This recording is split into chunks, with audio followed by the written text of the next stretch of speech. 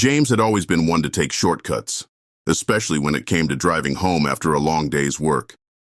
One rainy night, feeling exhausted and eager to get home, he decided to take a route he had heard about but never ventured through, a shortcut through a dense, eerie forest. As he turned off the main road onto the narrow, winding path that led into the heart of the woods, the rain intensified, drumming against the roof of his car like a relentless symphony. The dense canopy overhead blocked out what little light the moon and stars offered, leaving James to rely solely on his headlights to guide him through the darkness. The further he drove, the thicker the fog became, swirling around the trees like ghostly tendrils, reaching out to ensnare him.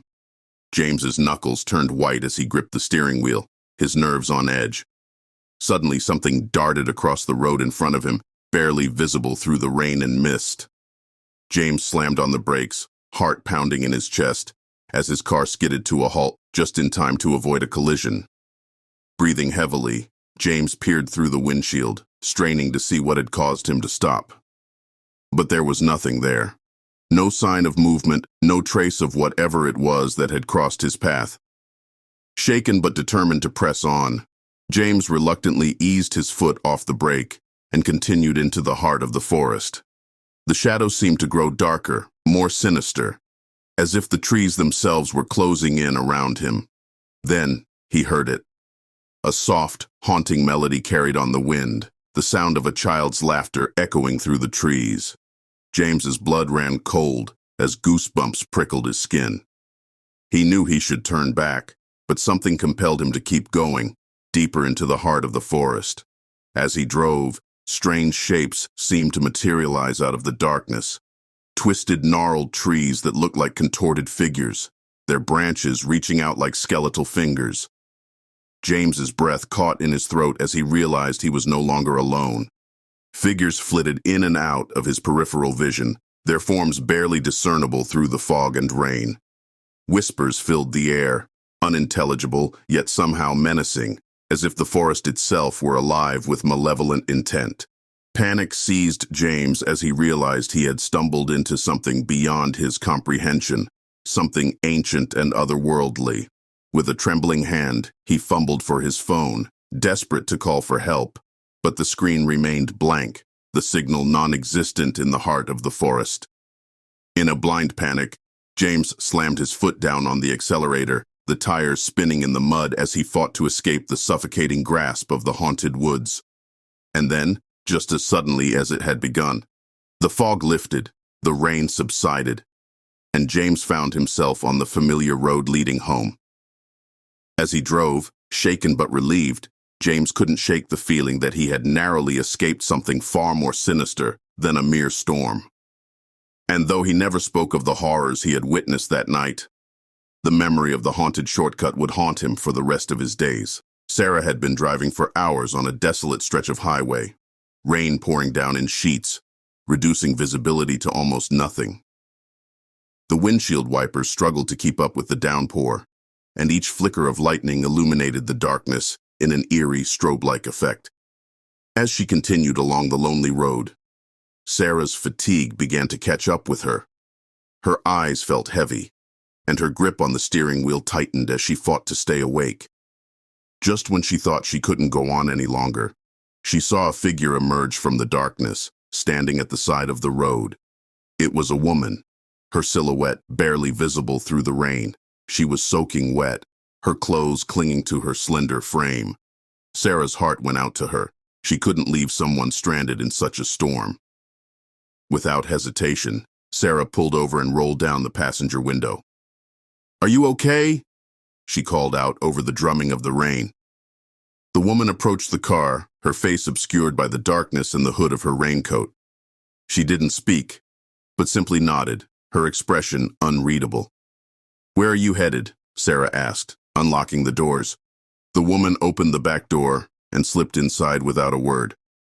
Sarah couldn't shake the feeling of unease that settled over her as she pulled back onto the road. Something about the woman's silence unnerved her, but she brushed it off as exhaustion playing tricks on her mind.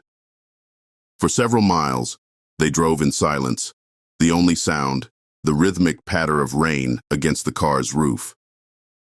Sarah stole glances in the rearview mirror, but the woman remained motionless, her gaze fixed straight ahead. As they approached a bend in the road, Sarah's headlights illuminated a figure standing in the middle of the highway. She slammed on the brakes, heart pounding in her chest, as the car skidded to a stop just inches from the person's drenched form. Breathing heavily, Sarah turned to the back seat, expecting to find the woman still there. But the seat was empty. Confusion and fear clawed at her as she scanned the deserted road ahead and behind her. There was no sign of the hitchhiker anywhere. Shaking with adrenaline, Sarah floored the accelerator, desperate to escape the empty highway and the unsettling encounter she had just experienced. But try as she might, she couldn't shake the feeling that she hadn't been alone on that rainy stretch of road.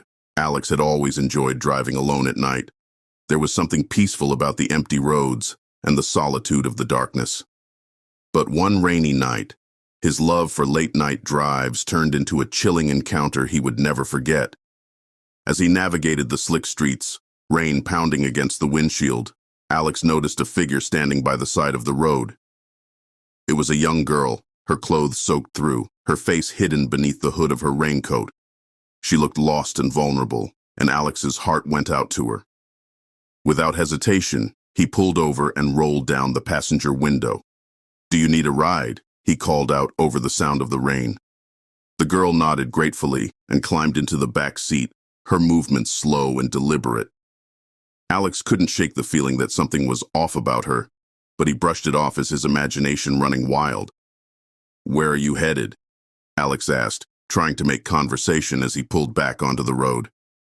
The girl didn't respond, instead staring silently out the window as they drove. Alex stole glances in the rearview mirror, but her expression remained unreadable, her features obscured by the darkness.